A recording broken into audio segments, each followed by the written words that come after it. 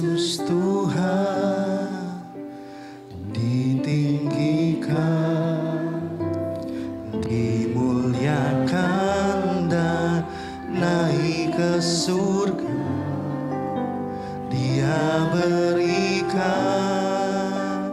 Roh Kudusnya, menguatkan dan menolong selalu. Sungguh ku rindu bersekutu denganmu lamanya. Katakan Yesus Tuhan. Yesus Tuhan. Kita terus meninggikan dan memuliakan namanya yang besar. Naik ke surga, Dia berikan,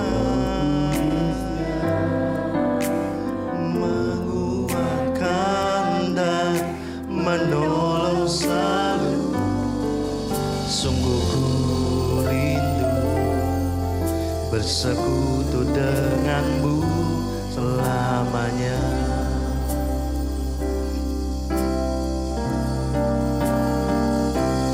Allah Roh Kudus, jamah hatiku dengan urapanmu. Rindu selalu dekat denganmu, tinggal di hati. Panggil Allah Roh Kudus. Turunlah jamahan Tuhan atas setiap kami dengan urapanmu. Rindu selalu dekat denganmu, tinggal di hadirat. Mari sama-sama bangkit berdiri Bapak Ibu Saudara, memuliakan, meninggikan Tuhan. Tuhan ditinggikan, dimuliakan dan naik ke surga. Dia Dia berikan Roh Kudusnya, menolong sungguh hati kami rindu Tuhan. Oh, bersekutu dengan lagi dari awal. Yesus Tuhan, kami mau memuliakan, meninggikan Kau. Yesus Tuhan ditinggikan, dimuliakan, naik ke surga. oh, Dia mau berikan Roh Kudusnya buat setiap kita, menguatkan dan menolong. Sungguh hati kami rindu Tuhan, bersekutu denganmu selama. Setiap hati yang rindu, angkat tanganmu kepada Tuhan. Allah Roh Kudus, jamah hatiku dengan urapanmu.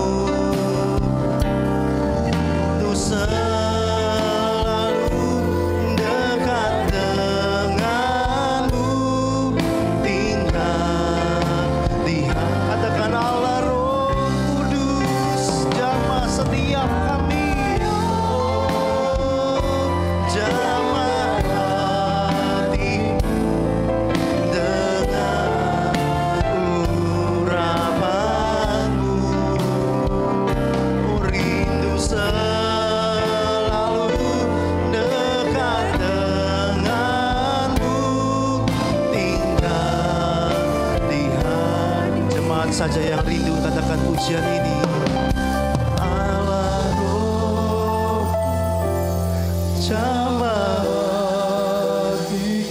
betul-betul rindu urapanmu,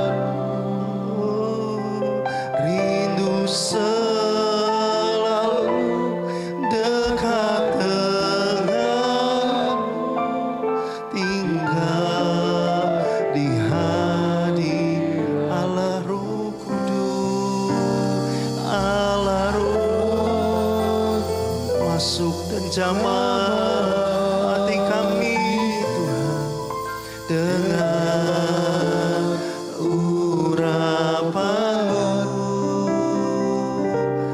rindu selalu dekat denganmu, tinggal di hati dengan segenap hati, segenap iman kita terangkat, katakan Allah Roh Kudus, oh jamah hati kami Tuhan dengan rindu selalu dekat denganmu, tinggal di hati Allah Roh Kudus, jamah dengan urapanmu, rindu selalu dekat denganmu, tinggal di hadiratmu, rindu selalu dekat denganmu, tinggal di hati. Katakan rindu selalu, rindu selalu dekat denganmu, tinggal di hadirat. Segala puji syukur kami naikkan di dalam Engkau Tuhan. Kalau pada pagi yang hari yang indah ini Tuhan, kami boleh bersama-sama kembali di sini memuji dan mempermuliakan Engkau.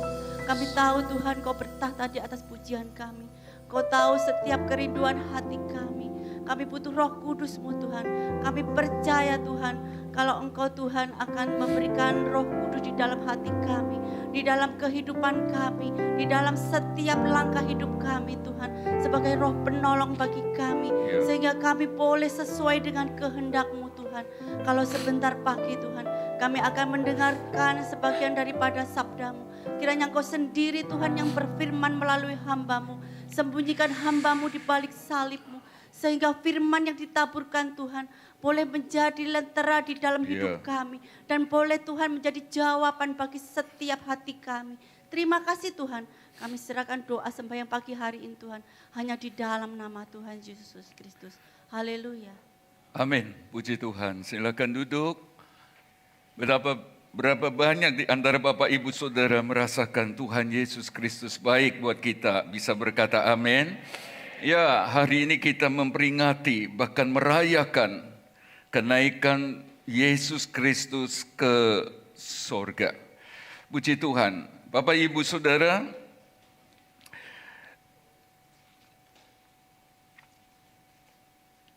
saya memberi judul khotbah pagi ini, jangan menjadi Kristen berdiri di tempat.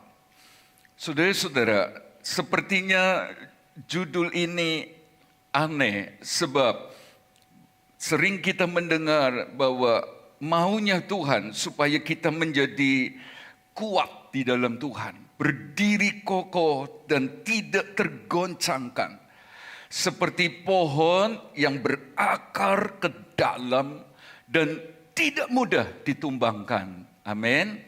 Saudara, mendengar judul ini kita juga bisa bingung.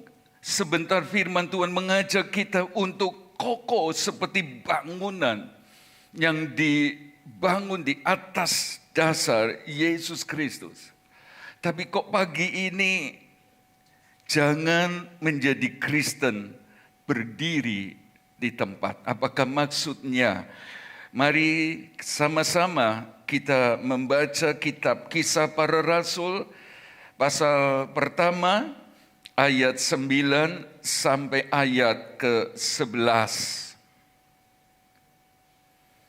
Kisah Para Rasul 1 ayat 9 sampai 11. Kalau sudah didapat berkata amin. Kalau begitu saya membacanya demikian.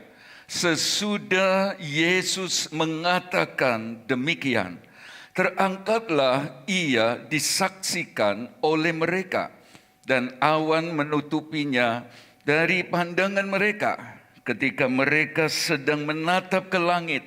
Lalu ia naik itu, tiba-tiba berdirilah 2 orang yang berpakaian putih dekat mereka dan berkata kepada mereka, "Hai orang-orang Galilea, mengapa kamu berdiri melihat ke langit? Yesus ini yang terangkat ke sorga meninggalkan kamu akan datang kembali dengan cara yang sama seperti kamu melihat dia naik ke sorga."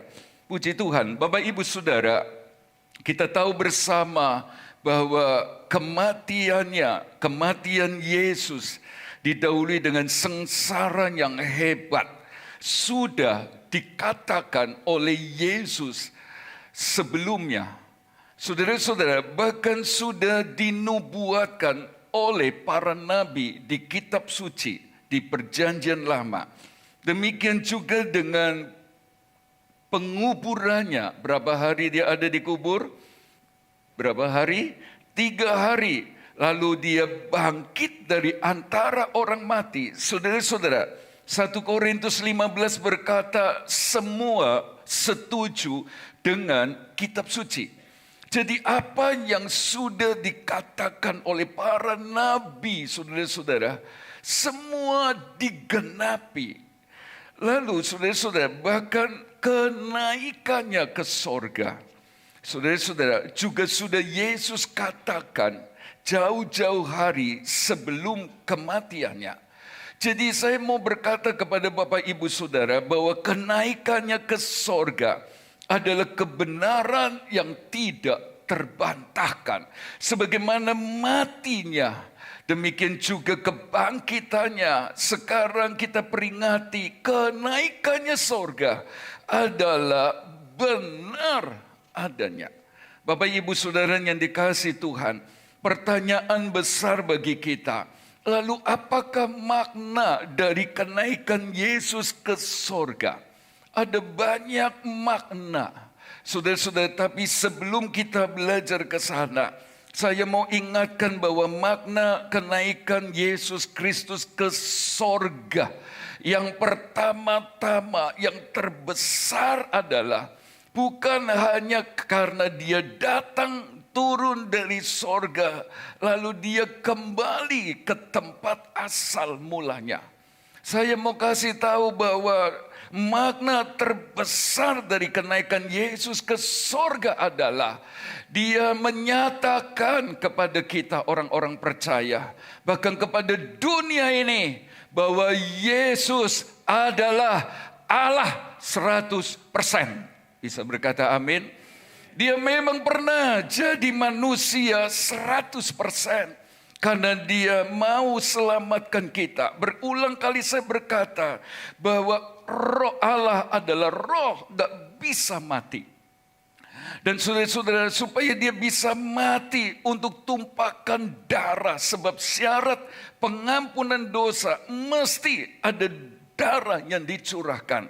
Maka Yesus menggenapi hukum Taurat ini.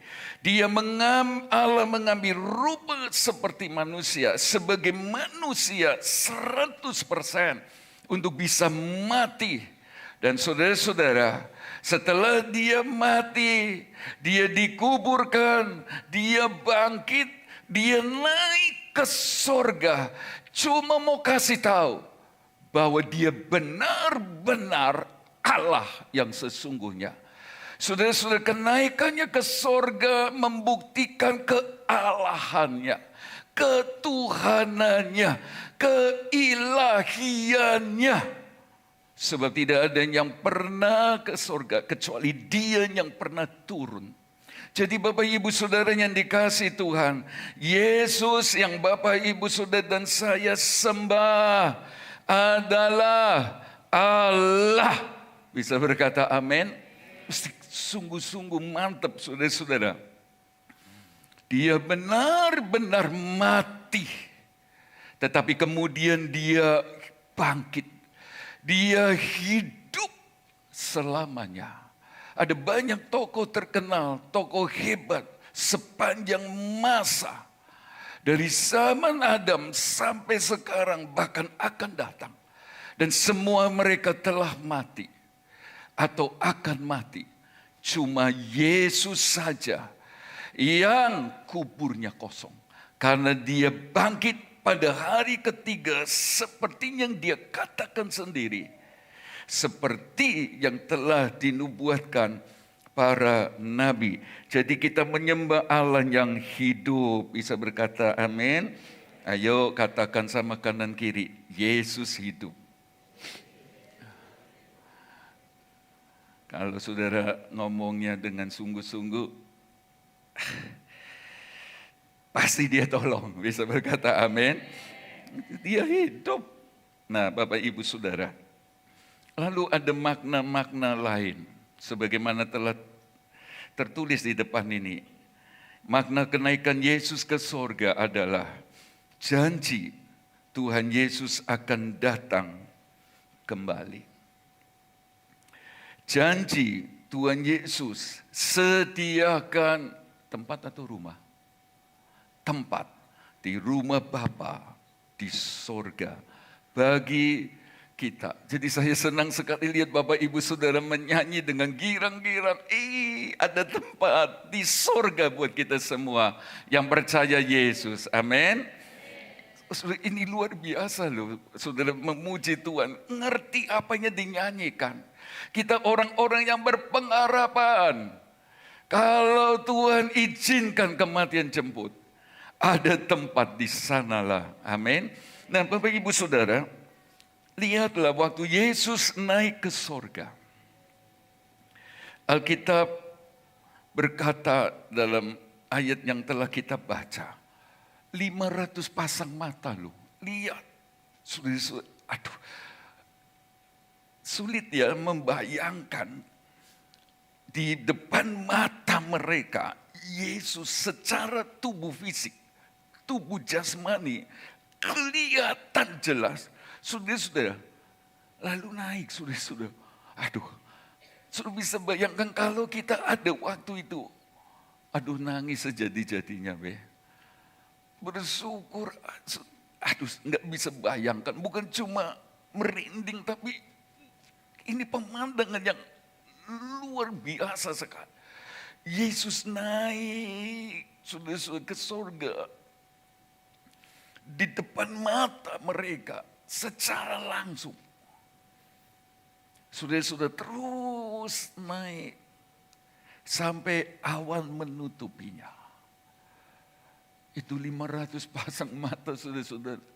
Lihat sambil ngowoh. Lalu remain slow. Saudara-saudara, ngowoh gini. Sampai sudah tertutup awan berarti Yesus sudah tidak nampak lagi. Masih lihat. Lihat, terkagum-kagum, terheran-heran. Kasih karunia mereka bisa melihat sendiri. Saudara-saudara, lebih dari 7 keajaiban dunia, saudara-saudara. Lihat mujizat yang gak mungkin mereka lihat lagi. Naik sampai awan menutupi Yesus. Pada saat mereka sudah tidak melihat Yesus karena tertutup awan. Mata mereka masih memandang. Saya percaya di antara mereka saudara-saudara tidak ada yang beranjak saudara-saudara. Mereka nggak mau kehilangan momen yang bagus ini terus. Mungkin kalau sekarang sudah di foto-foto. Nggak tahu dari mana. Oh, lihat dari belakang lari ke sana. Saya tidak tahu. Tapi yang jelas saudara-saudara, mereka terperangah. Sampai Yesus tidak nampak, mereka masih berdiri di tempat. Mata memandang langit yang sudah kosong. Pada saat-saat seperti itu, malaikat Tuhan berkata, "Hai orang-orang Galilea, mengapakah kamu berdiri melihat ke langit? Mengapa engkau berdiri di tempat melihat langit yang kosong?" Berarti Tuhan lewat malaikatnya mau sampaikan isi hatinya.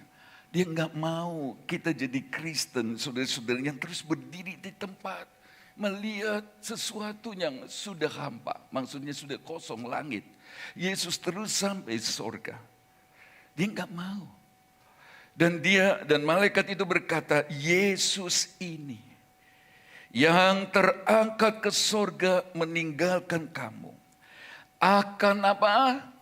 Datang kembali dengan cara yang sama seperti kamu melihat dia naik ke surga. Dan saya percaya pengalaman fisik, maksudnya kasat mata ini benar terjadi. Di tempat yang sama, di Bukit Zaitun. Tapi nggak usah bingung nanti kapan Tuhan datang, yuk pindah ke Israel. Lalu nunggu, nggak usah. Seperti kilat memancar dari tempat ini pasti kelihatan. Pasti nampak. Dia turun. Nah, saudara-saudara, malaikat Tuhan berkata, kenapa kalian berdiri di tempat dan melihat langit yang kosong? Dari sini kita belajar, Bapak, Ibu, Saudara. Kita mesti kerjakan sesuatu. Mengingat, kata malaikat, dia mau datang kembali. Sekali lagi, itu berarti jangan berdiri di tempat secara rohani. Itu berarti Tuhan mau kita bergerak.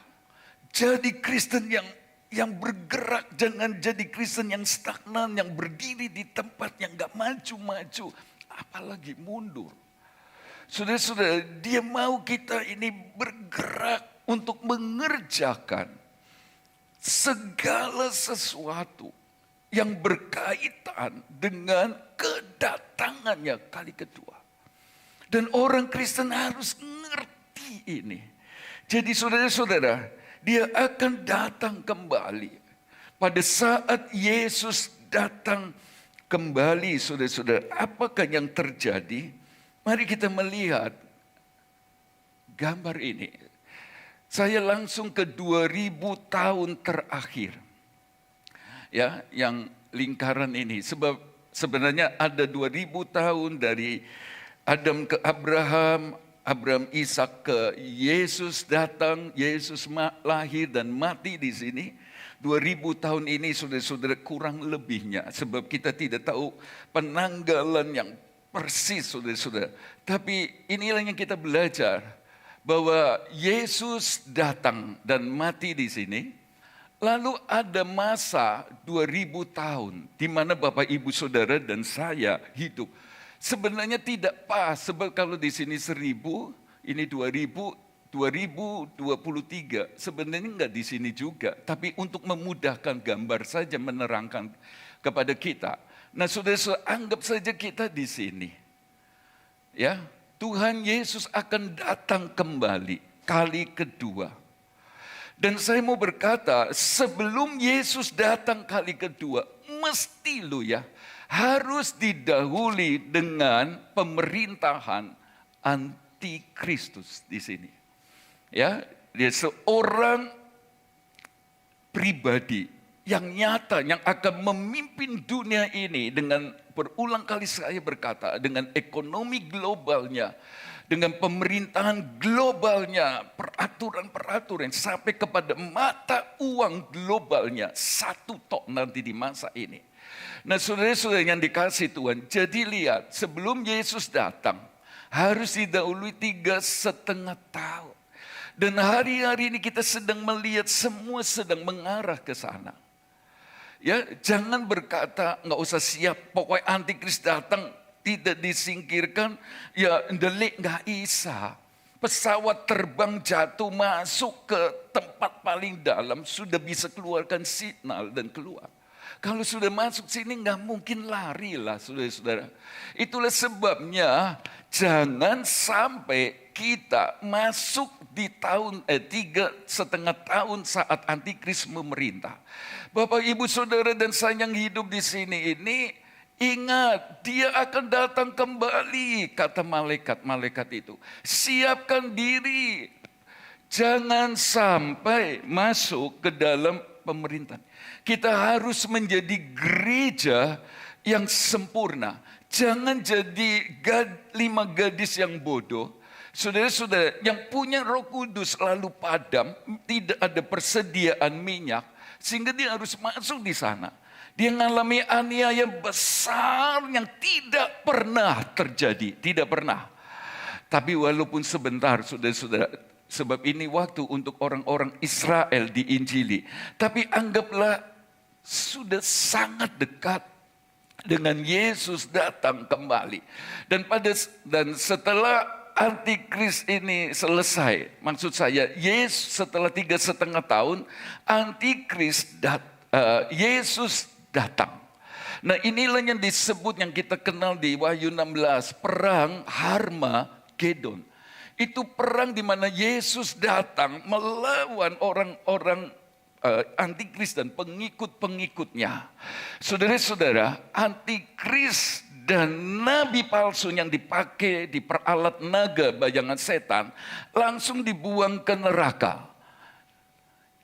Sementara naga, iblis, dimasukkan ke dalam lubang yang tidak terduga dalamnya selama 1000 tahun supaya nggak ganggu di sini. Lihat, kalau cuma ikut-ikutan malah dibuang langsung ke neraka. Saudara-saudara, seperti nabi palsu antikris mau dipakai setan, malah yang dibuang lebih dulu masuk neraka. Setannya masih diberi waktu 1000 tahun. Jangan jadi Kristen yang ikut-ikutan tidak benar. Bisa berkata amin? Dibuang sama Tuhan. Kayak antikris. Nah, pada saat ini juga saudara-saudara ada beberapa hari, cuma kita nggak bahas itu. Selain perang Harmagedon, di sini terjadi pembagian mahkota kepada Bapak Ibu Saudara dan saya yang melayani. Itulah sebabnya Bapak Ibu Saudara, jangan diam, jangan berdiri di tempat, kata malaikat-malaikat itu. Yesus yang naik ke sorga sebagai Allah, dia akan kembali. Dan waktu dia kembali, selain memerangi antikris dan setan, saudara-saudara, dia akan beri mahkota. Saudara-saudara, ada yang gak mau melayani, dapat enggak dapat, selamat enggak, selamat. Tapi kan malu saudara-saudara. Di depan orang banyak, lalu si A, jemaat GBD Jajak, saya senang saudara-saudara. Dapat mahkota luar biasa. Yang gak melayani, ya selamat. Tetapi tidak ada mahkota. Karena itu kan Tuhan, malaikat itu berkata, Yesus mau datang. Jangan di tempat, gerak, kerja, lakukan apa yang Tuhan mau. Sebab ada mahkota. Ya, di sini. Nah, Bapak Ibu Saudara, pada saat yang sama atau sebelum pembagian ini tentu kita ingat bahwa mereka yang mati lebih dulu di dalam Tuhan dibangkitkan. Yang mati di dalam Tuhan. Bukan yang di luar Tuhan. Yang di dalam Tuhan, saudara-saudara, dia akan naik. Dengan tubuh kemuliaannya, Bapak Ibu Saudara dan saya yang masuk gereja sempurna lalu disembunyikan di padang gurun. Kita akan diubahkan, lalu inilah pengangkatan. Ya, bertemu dengan Yesus, terima mahkota dan lain sebagainya. Kalau ini bicara penyingkiran, saudara dan saya, gereja sempurna disingkirkan ke satu tempat yang tidak bisa dijangkau oleh setan dan antikris. Tapi kalau di sini bicara pengangkatan, GPDI membedakan dua kebenaran ini. Penyingkiran di sini pengangkatan. Oh, senang ada pertemuan di udara. Setelah itu Bapak Ibu Saudara, kita yang sudah bertemu di sini tadi masuk dalam kerajaan 1000 tahun damai. Yesuslah raja segala raja, memerintah di sini. Ya, siapa yang diperintah, siapa yang memerintah, pelajaran tersendiri. Setelah ini selesai, saudara-saudara, iblis yang tadi di lubang itu dikeluarkan dan ini terjadi perang, bukan Harmagedon. Ini perang Gog dan Magog. Ya. Nah, saudara-saudara, iblis dikalahkan dan benar-benar dibuang ke neraka, nyusul antikris, nabi palsu dan seterusnya. Di sini juga ada kebangkitan atau kematian kedua. Orang-orang di luar Tuhan dibangkitkan di sini untuk dimasukkan ke sini. Nah, lalu kita masuk ke dalam. Setelah ini kita masuk ke dalam langit dan bumi yang baru. Yerusalem yang baru. Kota yang turun dari surga. Jadi surga sekarang ini masih setan bisa keluar masuk, nuduh. Yesus, kulo jemaat itu loh, lagi apa deloen. Tapi Yesus berkata, iya. Tapi aku mati di kayu salib untuk mengampuni dosa jemaat GBD Jajak, pendeta GBD Jajak. Bisa berkata amin? Masih ada keluar masuk. Karena itu nanti saudara-saudara ada kota yang turun dari sorga. Langit dan bumi yang baru. Saudara-saudara, Yerusalem baru. Itulah sebabnya kalau ada orang anak Tuhan meninggal, kita tulisnya sampai bertemu di Yerusalem baru. Nah, malaikat itu berkata, jangan diam.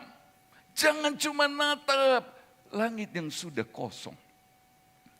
Ayo gerak, ayo kerja, ayo lakukan sesuatu untuk kekekalan. Untuk mempersiapkan diri kedatangan Tuhan di sini. Lebih dari itu, saudara-saudara, kita kerja. Kerjakan keselamatan. Iman kita ini harus dipertahankan, dijaga. Sebab keselamatan di dalam Kristus bisa hilang loh ya. Jangan berkata sekali selamat tetap selamat. Kalau kita sudah percaya Yesus, sudah ia langsung mati. Atau tidak ada kesempatan untuk beribadah di gereja seperti penjadi sebelah salib Yesus. Enggak lakukan ini dan itu, saudara-saudara, masuk surga. Tapi kalau masih hidup, lalu Bapak, Ibu, Saudara dan saya tidak menjaganya, kita bisa binasa. Bisa hilang keselamatan. Nah, itulah sebabnya mengingat Tuhan mau datang. Terlebih mengingat ada Yerusalem baru. Ayo lakukan kehendaknya. Ayo persiapkan diri. Ayo bekerja untuk upah yang kekal. Nah, saudara-saudara, sudah pendek sebenarnya waktunya. Bukan di sini loh persisnya. Ya deket-deket sini loh. Jadi jadilah Kristen yang tidak diam. Dalam artian, mari pikirkan apa yang harus saya kerjakan ya Tuhan. Ya, kembali ke makna kenaikan Yesus, saudara-saudara. Jadi lihat, dia akan datang kembali. Yang kedua, saudara-saudara, Tuhan Yesus sediakan tempat di sorga bagi kita. Yohanes 6 ayat 38, aku turun, saudara-saudara, untuk melakukan kehendaknya supaya orang-orang ini beroleh selamat, jangan sampai terhilang. Tapi Yohanes 14 ayat 1 sampai 3, aku pergi untuk menyediakan tempat. Supaya di mana aku, Yesus, berada, kamu pun berada. Jadi lihat, ada sorga. Ya, kembali ke gambar. Itu makna kedua. Makna ketiga. Saudara, Tuhan tolong kita untuk mengerti ini. Ada pekerjaan untuk kita. Sebab tadi dikatakan Yohanes 6, aku turun untuk melakukan kehendak Allah. Kehendak untuk menjaga seorang pun jangan sampai binasa. Lalu dia naik ke sorga, kembali ke sorga. Saudara-saudara, itu berarti dia sedang melimpahkan tugas. Saya percaya dia sudah selesai di kayu salib dengan pengorbanannya. Tetapi ada kerinduan Tuhan. Orang-orang setelah zaman itu, termasuk di zaman Bapak Ibu Saudara dan saya hidup, supaya jangan sampai mereka binasa. Jadi tolong mengerti makna kenaikan Tuhan ke sorga. Dia sedang memberi pekerjaan. Dia sedang mempercayakan misi sorga kepada kita. Itulah sebabnya dikatakan pergilah, jadikanlah semua bangsa menjadi apa? Muridku. Ada tugas. Apakah Bapak Ibu Saudara menyadari ini? Ada tugas yang harus dikerjakan. Dan saya percaya Roh Kudus diberikan itu janjinya dalam makna kenaikan Yesus ke sorga. Ya, dengan Roh Kudus kita mau terlibat untuk membawa jiwa kepada Tuhan. Kalau Bapak Ibu Saudara belum pernah bawa jiwa kepada Tuhan, kiranya Roh Kudus menolong kita mengerti bahwa makna dari kenaikan Tuhan, dia sedang beri pekerjaan untuk orang-orang boleh dimenangkan dan diselamatkan, supaya jangan sampai mereka binasa. Saudara-saudara, dan dia janji, ada Roh Kudus adalah baik bagimu supaya aku pergi kepada Bapa. Sebab kalau aku tidak pergi, maka penghibur itu, Roh Kudus itu tidak datang. Jadi ada Roh Kudus yang akan memampukan kita. Saudara-saudara, kalau kita perhatikan dengan sungguh-sungguh makna dari kenaikan Tuhan ke sorga, mulai dari dia akan datang kembali, lalu beri mahkota kemuliaan bagi kita, ya, sehingga kita mesti kerja, nggak boleh berdiri di tempat atau diam di tempat. Saudara-saudara, yang kedua ada rumah di sorga yang Tuhan sediakan bagi kita. Lalu yang ketiga ada pekerjaan, misi, supaya jangan selamat sendiri. Papa nggak kenal Tuhan, benewis, nggak usah. Daripada dikasih tahu marah-marah, sudah bisa berdoa.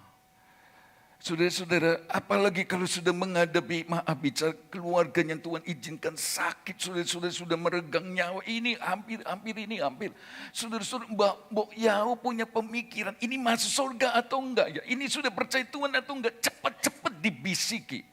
Sebab kalau masih koma, bahkan menurut medis, dia masih nyaut loh. Walaupun dia enggak bisa ngomong, tapi dia bisa kasih tanda kalau dia mengerti. Karena itu kan berapa banyak kali kita datang ke orang sakit, sudah hampir ini kita bisiki, Yesus mati di sana untuk mengampunimu. Yesus mau selamatkan engkau dan lain, terima Tuhan, teteskan air mata. Jangan alas, wis ditunggu aja wis 1 jam lagi be. Jangan. Tunggu. Oh, pada nangis, oh sudah pulang. Jangan, saudara. Rebut nyawanya. Itulah sebabnya jangan marah ya, jangan marah tak bongkar. Kalau pergi besok selalu saya berkata, Pak, Tim, Bu, masih ingat Tuhan Yesus matinya diapakan? Harus diingatkan. Nah, saudara-saudara lihatlah ya, tadi Yesus mau datang beri upah di sana. Ada pertemuan di udara. Lalu ada rumah di sorga untuk kita. Ada pekerjaan misi, saudara-saudara. Itulah sebabnya Tuhan memberkati, pakailah untuk kemuliaan Tuhan, untuk misi dan lain sebagainya. Lalu Tuhan Yesus janjikan Roh Kudus. Apakah Bapak Ibu Saudara bisa menangkap pesan ini? berkat dan makna kenaikan Tuhan tidak semata-mata bicara soal sesuatu yang jasmani. Tidak ada. Saya lihat tentang dia datang beri upah mahkota kemuliaan. Tentang rumah di sanalah bersama Yesus.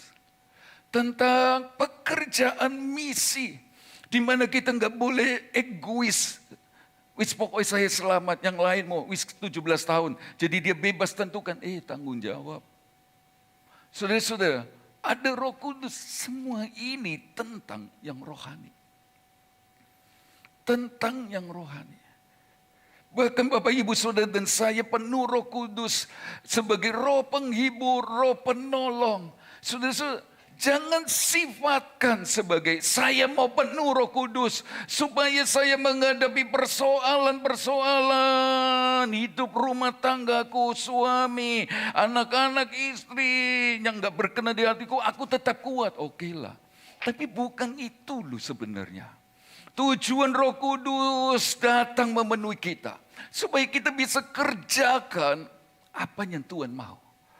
Dia memberi kekuatan supaya apa? Supaya dia kan berkata, yang mau ikut aku sangkal diri dan pikul salib. Dia tidak berkata Roh Kudus datang supaya kalian apa? Nyaman. Supaya semua baik-baik saja. Enggak. Supaya kita ini menjadi saksi. Kalau Roh Kudus turun atasmu, engkau akan menjadi saksiku. Jadi perwakilannya Tuhan. Jadi orang harus melihat hidup Bapak Ibu Saudara dan saya. Jadi berkat, jadi saksi seperti Kristus. Dan itulah kepentingan dari kenapa dia janjikan Roh Kudus. Lebih dari cuma kenyamanan hidup diberkati secara materi dan lain sebagainya. Jangan berpikir sederhana itu Bapak Ibu Saudara. Lihat semua yang ditulis ini tentang sesuatu yang rohani dan yang kekal. Saya percaya waktu susah kita datang dan Tuhan hibur bisa. Tapi tujuan yang sebenarnya adalah waktu kita dalam tekanan karena Yesus. Waktu kita sedang dikucilkan karena nama Yesus. Waktu kita dipinggirkan karena nama Yesus, Roh itu datang dan menguatkan kita, menolong kita. Sehingga kita tidak lemah, kita nggak mundur, kita maju. Sekali Yesus. Itu maksudnya. Bukan sekedar supaya semua baik-baik saja. Tuhan suruh kita nyangkal diri dan pikul salib. Kita mesti keluar dari zona yang senang, yang nyaman, saudara-saudara. Dan ini aneh. Minggu lalu kita dengar bahkan dalam pencobaan kita mesti berbahagia. Gak mungkin, gak bisa. Tapi dia janji beri Roh Kudus supaya kita dimampukan. Tolong mengerti ini. Jadi Roh Kudus untuk menguatkan, menolong, melengkapi kita. Saudara-saudara kuat, tetap maju di tengah-tengah keadaan sukar, tekanan, kehendak Tuhan untuk pikul salib, sangkal diri. Untuk menjadi semakin serupa dengan dia. Itulah maknanya. Dari sini kita bisa belajar. Karena maknanya bicara tentang yang rohani, yang rohani. Berarti dia mau kita menjadi lebih rohani. Itulah makna dari kenaikan Yesus ke surga.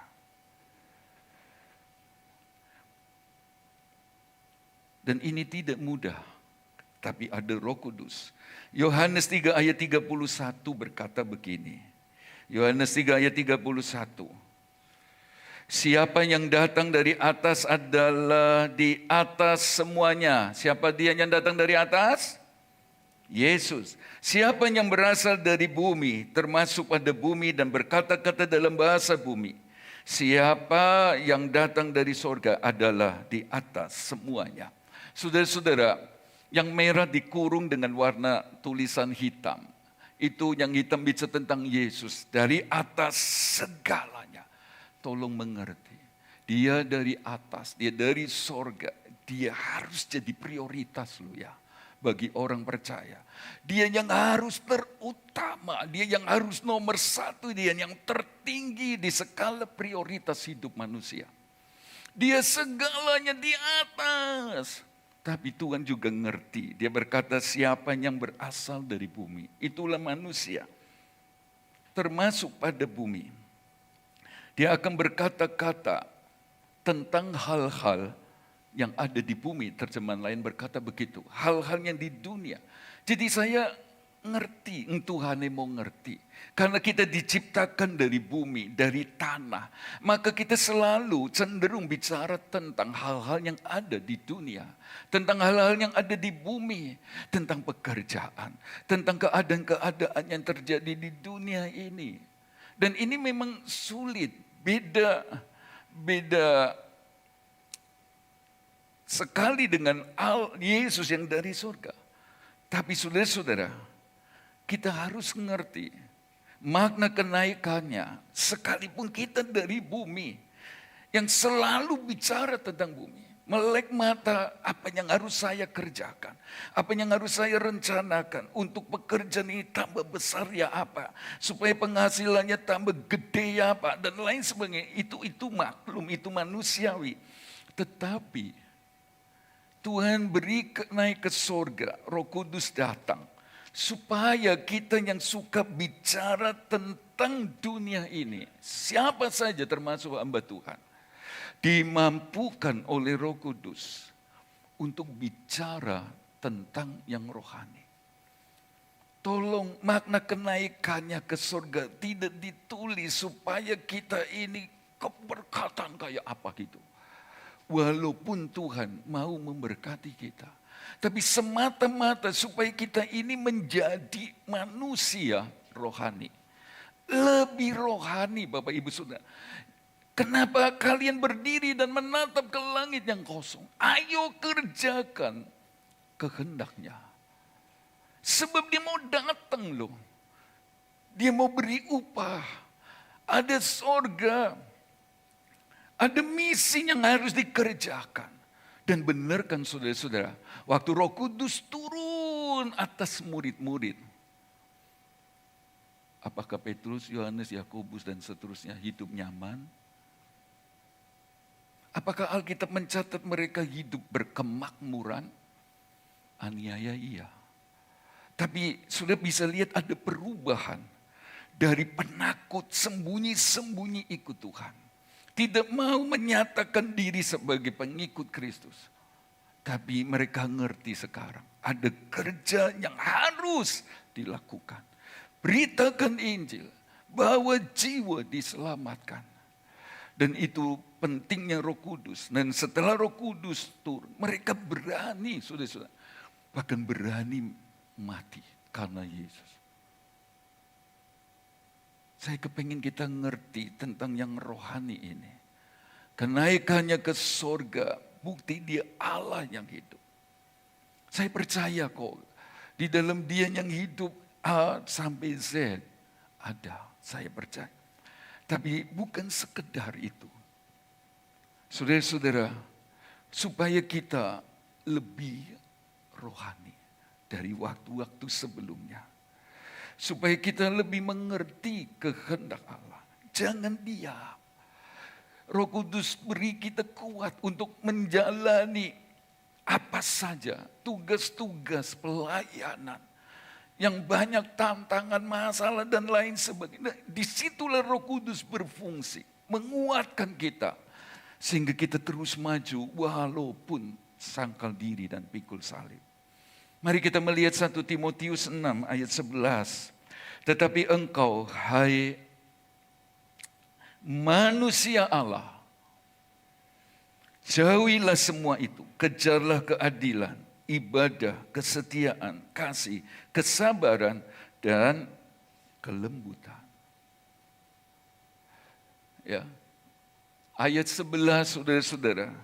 Ayat 10 ke atas bicara tentang hidup di dalam dunia. Sudah disampaikan minggu lalu oleh Saudara Jerry. Tentang mamon dan lain sebagainya. Tapi kemudian di-cut. Sekarang Tuhan mau kita mengerti ini. Saudara-saudara, kita ini manusia Allah. Manusia Allah, jauhilah semua itu dan kejarlah keadilan. Pemimpin perusahaan, pemimpin kerja, pemimpin di sebuah lembaga. Kalau Bapak Ibu Saudara ada duduk di sana, jadilah adil. Kejarlah ibadah. Ini manusia Allah. Manusia rohani. Yang diciptakan menurut rupa dan gambarnya. Itulah Bapak Ibu Saudara. Jadi bukan cuma bicara tentang apa yang ada di dalam dunia. Naiknya ke surga supaya kita sadar dan mengerti. Saya harus lebih rohani dari beberapa tahun yang lalu.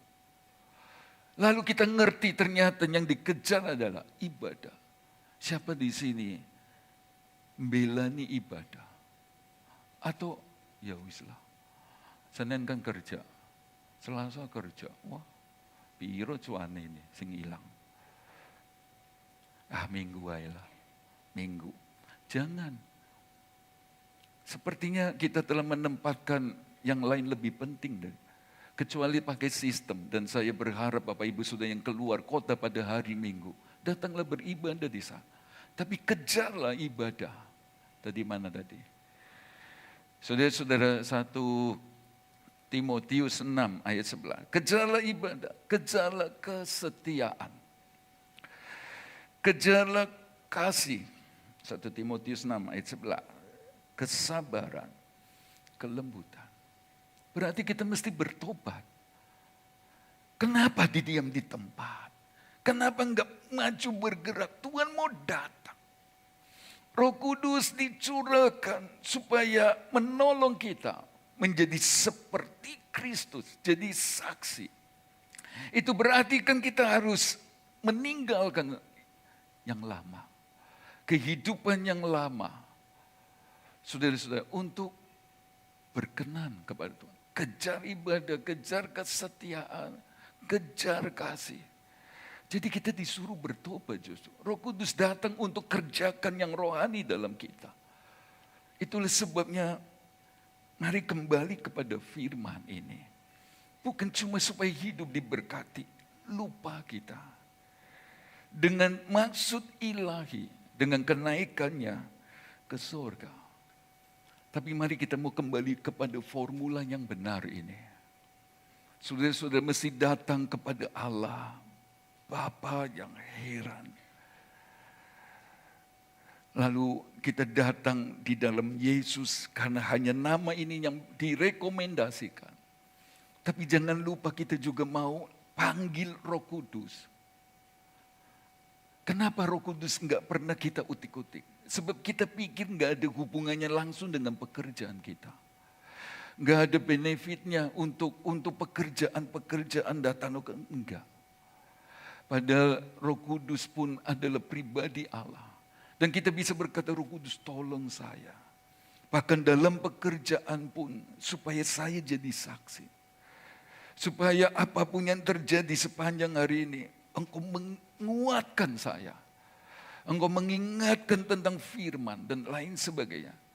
Harus lebih rohani dengan peringatan kenaikan Tuhan. Bapak Ibu Saudara, 1 Korintus 6 ayat 9 sampai 11. 1 Korintus 6 ayat 9 sampai 11. Atau tidak tahukah kamu bahwa orang-orang yang tidak adil tidak akan mendapat bagian dalam kerajaan Allah? Janganlah sesat, orang cabul, penyembah berhala, orang berzina, banci, orang pemburit, pencuri, orang kikir, pemabuk, pemfitnah, dan penipu. Tidak akan mendapat bagian dalam kerajaan Allah. Dan beberapa orang dari antara kamu demikian dulu. Tetapi kamu telah memberi dirimu disucikan, kamu telah dikuduskan, kamu telah dibenarkan, dan dalam nama Tuhan Yesus Kristus dan dalam roh Allah kita. Saudara-saudara, kita mesti meninggalkan yang lama. Ya. Tinggalkan percabulan. Itu kan berarti Tuhan mau kita lebih rohani. Sebab diberi kuasa rohani. mengingat Dia mau datang. Mengingat Dia sediakan surga, Yerusalem baru. Dan yang boleh masuk ke sana, orang-orang yang tidak tertulis dalam ayat yang kita baca. Ya, mana tadi ayat 10? Ya, yang kayak gini nggak masuk, wes. Kan berarti kita mesti bertobat. Kita mesti memikirkan, bukan cuma saya mau kerja, saya mau sekolah, saya mau kuliah. Apa yang harus saya kerjakan ke depan? Oh, itu tidak salah, sebab kalau tanpa planning mau jadi apa? Tapi saudara-saudara, pikirkan ini, bahwa Yesus akan kembali. Pikirkan ini, sebab Yerusalem baru. Dan bukan orang-orang ini yang masuk ke sana. Nah, itulah pentingnya Roh Kudus. Jadi 2000 tahun terakhir ini, sejak Yesus datang dan Dia akan kembali. Itu jadi masa untuk Bapak, Ibu, Saudara, dan saya bersama Roh Kudus jalankan pekerjaannya. Misinya, supaya orang-orang mengenal Yesus dan Islam. Tapi diri kita sendiri jangan sampai tertinggal. Jadi lihatlah, tidak terus-menerus Dia mengajar. Ya, dalam tanda petik 40 hari 40 malam setelah kebangkitannya Dia ngajar. Stop, Dia naik ke surga, Dia mengomong, gantian kalian yang mengajar. Gantian kalian yang menginjil. Ayo bersama Rohku pergi untuk memberitakan firman. Tidak selamanya dilayani terus. 40 hari terakhirlah di hari penampakan dirinya. Yesus masih melayani mereka. Masih sabar kepada orang yang turun ke Emmaus. Saudara-saudara, pecah-pecahkan roti dan melayani dia. Masih sabar dengan murid-murid yang kembali menangkap ikan. Dilayani. Naik ke surga, Dia mau bilang, gantian. Bersama Rohku, layani jiwa-jiwa. Selama ini Tuhan beri semua. Saatnya Dia bilang, berikan hidupmu. Berikan apa yang bisa kalian beri. Skillmu, kepandaianmu, dan semuanya. Nah, itulah adanya gereja. Saya kepengin kita bukan cuma senang ya di gereja, saudara-saudara. Beribadah begitu rupa. Lalu pulang begitu aja. Tapi sifatkan pergi ke gereja sebagai keperluan kita kepada Tuhan. Untuk menyembah Dia, untuk mengerti kehendak-Nya. Bukan sedang melayani kita loh waktu ibadah. Sehingga kalau semua jalan bagus kita puas. Bukan Tuhan malah. Lalu kita bebas dari merasa bersalah apalagi ibadah 2 kali. Datang pagi, kenapa? Ya supaya yang saya dan kita sering dengar. Supaya nanti bebas. Bisa ke sana. Sepertinya ibadah cuma untuk menghilangkan rasa bersalah. Buang semua itu sekarang. Terima kasih buat kenyamanan yang Tuhan beri di dalam gereja. Terima kasih untuk pemerintah yang menjaga sehingga jajak dan sekitarnya kondusif. Saudara-saudara, tetapi jangan sampai kita kehilangan makna kenaikannya ke surga. Pribadi demi pribadi, tiap-tiap kita sudah waktunya lebih rohani dari waktu-waktu lalu. Sudah waktunya untuk tinggalkan yang enggak benar, saudara-saudara. Dalam pergaulan, di tempat kerja, tempat kuliah, dalam tempat saudara-saudara bermasyarakat. Kita sudah mulai mengerti ini. Sebab Dia mau datang kembali.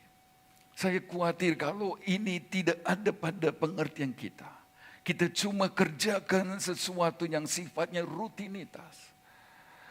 Yang bertobat cuma bertobat pada waktu ibadah tok. Pulang besok dan seterusnya sudah kelihatan tidak bertobat. Kebun binatang keluar dari mulutnya. Matanya melotot sampai mau ucul waktu ngomong sama orang tuanya. Tangannya jalan waktu istri. Karena tidak mendengar, diamai. Sudah tinggalkan itu. Itulah makna dari kenaikannya ke surga. Yang lebih aneh dan sulit untuk mudah diterima banyak orang. Justru setelah Yesus naik ke surga, Roh Kudus dicurahkan. Murid-murid jadi berani dan mereka menghidupi keadaan yang tidak nyaman malah. Paulus harus mengalami penderitaan karena Kristus. Tapi bukankah Tuhan sudah bilang, yang mau ikut aku, pikul salib. Jadi proyeksinya kepada kekekalan dan seterusnya. Beberapa ayat lagi dalam Kolose 2. Apabila kamu telah mati bersama-sama dengan Kristus. Kapan kita telah mati bersama Kristus? Waktu baptis. Waktu kapan? Baptis air dan bebas dari roh-roh dunia. Mengapakah kamu menaklukkan diri pada rupa-rupa peraturan seolah-olah kamu masih hidup di dalam dunia? Jangan jamah ini, jangan kecap ini, jangan sentuh ini. Semua itu hanya mengenai barang binasa oleh pemakaian dan hanya menurut perintah-perintah dan ajaran-ajaran manusia. Peraturan-peraturan ini walaupun nampaknya penuh hikmat dengan ibadah buatan sendiri seperti merendahkan diri, menyiksa diri, tidak ada gunanya selain untuk memuaskan hidup duniawi. Sudah jadi Kristen, sudah mati bersama Kristus dalam baptisan air. Tinggalkan yang mitos-mitos itu. Mesti kita lebih rohani. Kita menghargai perasaan orang lain, tapi bukan berarti kita mengorbankan iman kita.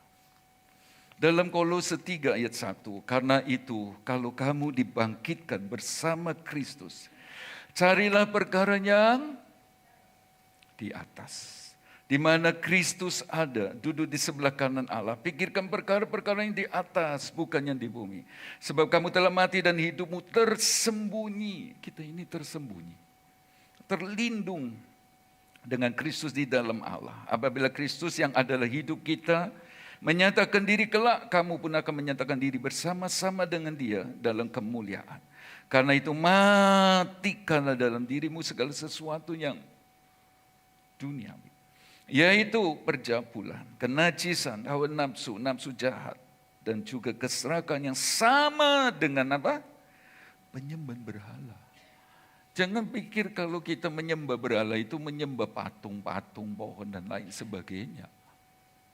Lalu tadi sudah disebut sama dengan penyembahan berhala. Semua itu mendatangkan muka Allah. Dahulu kamu juga melakukannya hal-hal itu ketika kamu hidup di dalam. Tetapi sekarang buanglah semua ini, yaitu marah, geram, kejahatan, fitnah, kata-kata kotor yang keluar dari mulutmu dan seterusnya. Amin. Buang ya. Saya belajar. Tapi paling tidak jangan sampai keluar omongan kotor, kebun binatang dan lain. Kecuali lagi belajar ngajari OC nanti, anjing, dog, nggak apa-apa. Tapi kalau marah-marah binatangnya keluar, bertobat. Saya mengakhiri dengan jika kita menjadi Kristen berdiri di tempat. Kayak murid-murid tadi loh. Artinya tidak berbuat apa-apa yang dikehendaki Tuhan, yaitu perkara-perkara rohani dan kekal. Maka seperti perwira yang menjadi ajudan Raja Samaria yang tidak mengalami janji Tuhan dan apakan? Injak-injak. Sudah ngerti Tuhan janji. Orang-orang banyak percaya dan datang, malah nonton. Jangan ada jemaat GPD Jajang jadi Kristen jangan. Penontonnya paling pinter sudah. Waduh, mbok kayak gini, kayak gitu. Ya pendeta ini kok kurang semangat ya. Harusnya begini. Programnya gini. Pinter ngomong penonton itu. Jangan jadi Kristen penonton. Jangan berdiri di tempat. Gerak. Sebab kalau berdiri di tempat, pasti diinjak-injak. Kita akan dikalah. Dan ini bicara tentang juga Wahyu 11 ayat 1 dan 2. Kemudian diberikanlah kepadaku sebatang bulu seperti apa itu? Tongkat pengukur, diukur ya. Dengan kata-kata yang berikut, bangunlah dan ukurlah bait suci Allah dan mezbah dan mereka yang beribadah di dalamnya. Saudara dan saya pasti akan diukur. Itulah sebabnya malaikat berkata, jangan di tempat, gerak sebab semua akan diukur loh. Ibadahmu, ketaatanmu, kasihmu, macam-macam lah. Diukur. Dan dia nggak bisa salah. Kita mau protes nggak bisa. Karena itu kepahitan, kebencian, marah sama siapapun. Jangan sampai menghalangi kita. Pada akhirnya tidak memenuhi ukuran. Kenapa nggak ibadah? Malas ketemu DE. Bisa-bisa diukur, lalu nggak pas, nggak kena ukuran. Karena itu buanglah, berdamailah, buang kepahitanlah. Ayat selanjutnya berkata, tetapi kecualikan pelataran bait suci yang di sebelah luar, jangan engkau mengukurnya, karena ia telah diberikan kepada bangsa-bangsa lain, dan mereka akan menginjak-injak kota suci berapa bulan? 42 bulan, sama dengan berapa tahun? 3,5 tahun. Kalau kita jadi Kristen yang berdiri di tempat, gak mau maju-maju, sementara Yesus berkata, malaikat itu berkata, dia akan datang kembali. Sebelum dia datang kembali, Antikris memerintah 1260 hari. Sama dengan 42 bulan, sama dengan 3,5 tahun. Siap. Ayo memenuhi ukuran, ibadah sungguh-sungguh. Sebab gak mungkin salah, gak ada suap lalu bilang sama yang ngukur. Ini korbanku, semua tak jual ini. Pokoknya memenuhi ukuran, gak bisa. Sudah kaset kita diserahkan kepada bangsa-bangsa untuk diinjak-injak. Jangan jadi Kristen. Berdiri di tempat saja seperti 500 orang yang melihat Yesus naik ke surga. Berikutnya, kalau kita menjadi Kristen berdiri di tempat, tidak berbuat apa-apa sebagaimana kehendak Tuhan, memikirkan, mengerjakan perkara-perkara rohani dan kekal, maka seperti rombongan Nabi yang mau ikut Elia, mau ikut Yesus, mau. Kemana? Ke Betel. Betel itu artinya rumah Allah. Ke gereja, ikut. Setelah dari Gilgal. Gilgal itu artinya lingkaran keselamatan. Sudah diselamatkan kok. Ya pergi ke Betel, artinya pergi beribadah. Pergi ke Yeriko. Tapi pada satu waktu, 50 orang nabi-nabi ini bilang, ke sungai Yordan, mau? Nggak mau. Di sini kita lihat dari jauh. Biar Elisa saja yang ikut. Mereka melihat hanya dari jauh. Tidak mau bayar harga. Sungai Yordan itu artinya kematian. Tuhan tadi mau supaya kita matikannya dunia. Bukan berarti kita harus tinggal di gereja. Nggak usah kerja, ibadah terus, berdoa terus. Bukan. Bahkan di tempat kerja. Kita harus jadi saksi. Lewat perkataan, perbuatan, dan seluruh kita. Di rumah anak-anak yang tidak hormati orang tua, berhenti. Apalagi pelayanan. Saudara-saudara, orang tua demikian juga papa dan mama. Mesti jadi berkat buat anak-anak dan seterusnya. Kalau tidak mau bayar harga. Kita seperti 50 orang rombongan Nabi ini. Cuma Elisa yang terima janji itu. Ini bayangan kita kehilangan perjanjian. Jangan. Yesus mau datang. Gerak. Dan saya percaya jemaat GBD Jajak adalah jemaat yang setelah mengerti firman Tuhan. Akan bergerak untuk kemuliaan Tuhan. Amin. Ada nyanyian berkata, Roh Kudus hadir di sini. Pribadi yang menawan dan suci.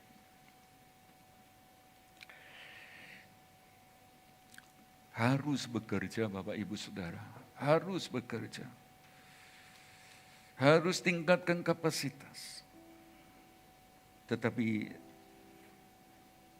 di tempat kerja, di tempat sekolah, kuliah dan lain sebagainya, tetap menjadi seperti yang Tuhan inginkan. Saya jemput kita semua berdiri. Mari kita bersyukur buat kenaikannya ke surga.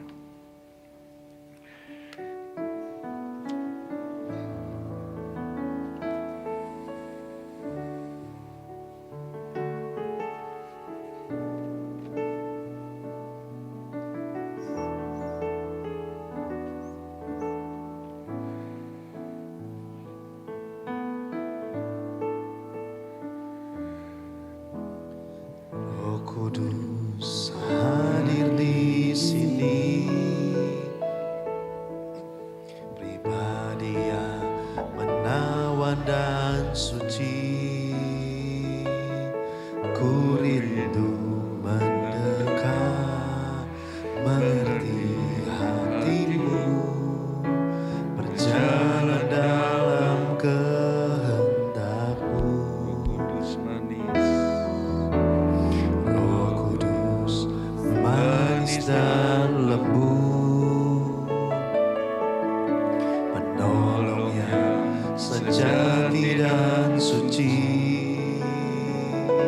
Ku rindu mendekat, mengerti hatimu, berjalan dalam kuasa-Mu.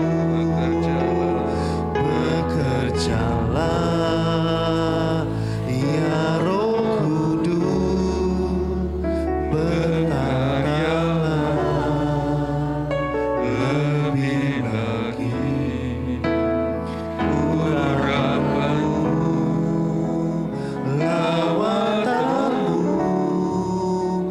Kaulah yang ku perlu. Kau terutama hidupku.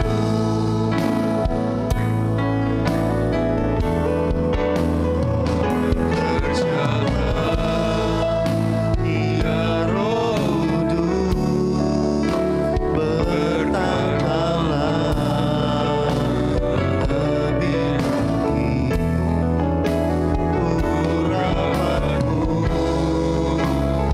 lawatanmu, Kaulah yang ku perlu. Kau terutama ya Roh Kudus, bertatalah lebih lagi. Urapanmu, lawatanmu, Kaulah yang ku perlu. Kau terutama berjalan, ya Roh Kudus, bertatalah lebih lagi. Urapanmu, lawatanmu, Kaulah yang ku perlu.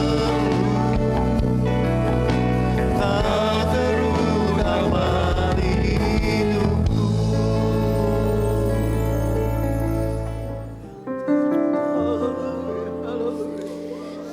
Bersyukur Tuhan di pagi hari ini Tuhan.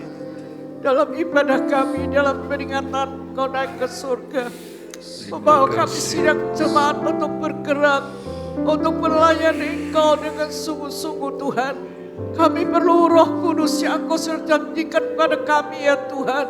Beri hati kami satu kerinduan. Oh supaya kami semua dilengkapi dengan kuasa Roh Kudus yang Kau sudah janjikan bagi kami ya Tuhan. Untuk kami tetap mengiring Engkau. Kami tetap melayani Engkau dengan kekuatan Roh Kudus. kami boleh menjadi berkat ya Tuhan. Terima kasih Tuhan buat firman-Mu.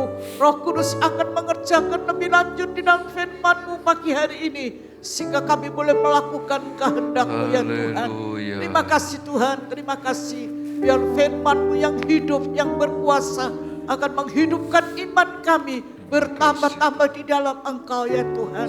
Terima kasih Tuhan, Engkau kembalikan kami besok untuk bersehati, untuk menyembah Engkau, untuk bersekutu dengan Engkau, sehingga Engkau boleh mengenapkan janji-Mu dalam kehidupan kami sidang jemaat Tuhan. Terima kasih Tuhan buat firman-Mu, karena Engkau menteraikan firman-Mu di dalam setiap hati kami, dan Roh Kudus akan bekerja ya Tuhan. Terima kasih Kau berkati kami semua yang sudah hadir pada pagi hari ini. Engkau memberkati kami, rohani kami, keluarga kami, jasmani kami semuanya ya Tuhan. Terima kasih di dalam nama Tuhan Yesus Kristus kami berdoa. Kiranya Tuhan berkenan memberkati